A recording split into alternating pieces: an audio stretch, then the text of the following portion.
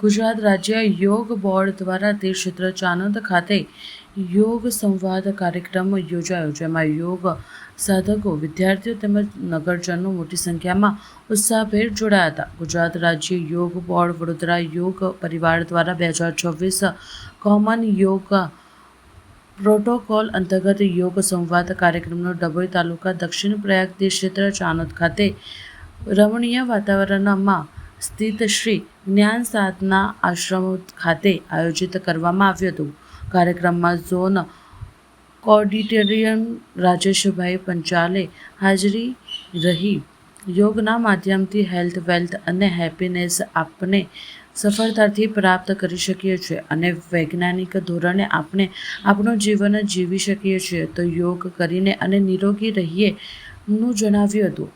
અતિથિ વિશેષ પદે પધારેલ કચ્છ ભુજના કોઓર્ડિનેટર વિનયભાઈ શેઠ, જિલ્લા કોઓર્ડિનેટર ઇન્દ્રજીતસિંહ પરમાર, શ્રી જ્ઞાન સાધના આશ્રમના વિવેકાનંદજી સ્વામીએ પણ વિશેષ રૂપે ઉપસ્થિત રહી માર્ગદર્શન આપતા જણાવ્યું હતું કે જ્ઞાન અને વૈરાગ્યથી સ્પષ્ટ સમજણ યોગના માધ્યમથી આપણે પ્રાપ્ત કરીએ છીએ. આમ કરો, યોગ કરો, નિરોગીનો સંદેશ અને સમજણ આપતા આ સમગ્ર કાર્યક્રમનું સુચારુ રૂપે આયોજન ડભોઈ તાલુકા યોગ કોચ અર્ચનાબેન પાંડેના માર્ગદર્શન હેઠળ ચાણોદના સિનિયર યોગ ટીચર ગૌરીબેન ભટ્ટ અને સાથી યોગ ટીચર્સ મિત્રો દ્વારા કરવામાં આવ્યું હતું, જેનો મોટી સંખ્યામાં નગરજનો, યોગ સાધકો તેમજ વિદ્યાર્થીઓએ લાભ મેળવ્યો હતો.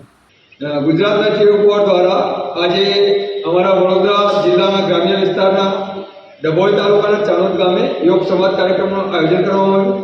આયોજન અમારા જ્ઞાન સંતર કેન્દ્ર ચાણોદ ખાતે કરવામાં આવ્યું, જેનો સ્વામી વિવેકાનંદજીનો ખૂબ મોટો સપોર્ટ રહ્યો.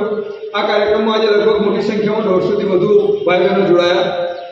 અમારા માન્ય ચેરમેન શ્રી યોગ સાહેબ શિષપાલજીના નિર્દેશન અનુસાર અમારે યોગ ગુજરાતની જે સર્કટમાં છે એ સર્કટમાં ઘરે ઘરે યોગ પહોંચી લોકો યોગ કરતા થાય, દરેકનો હેપીનેસ ઇન્ડેક્સ વધે, એમનો બીમારીનો ખર્ચ ઝીરો બને, આવા મોટા એક આશયથી ગુજરાત યોગ બોર્ડ કામ કરી છે. ત્યારે અમારા ડભોઈના ખાસ યોગ કોચ અમારા અર્ચનાબેન પાંડેના નેતૃત્વમાં અમારા ગૌરવબેન, અમારા વિનીતાબેન, અમારા હિતલબેનથી માંડીને તમામ યોગીઓએ જહેમત ઉઠાવી અને આજના કાર્યક્રમને સક્સેસ બનાવ્યો. ખાસ કરીને વડોદરા જિલ્લાના અમારા જિલ્લા પ્રમુખ ઇન્દ્રજીતભાઈ આ પ્રસંગે હાજર રહ્યા.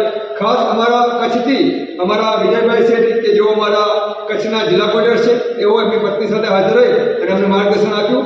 ખૂબ ખૂબ ધન્યવાદ.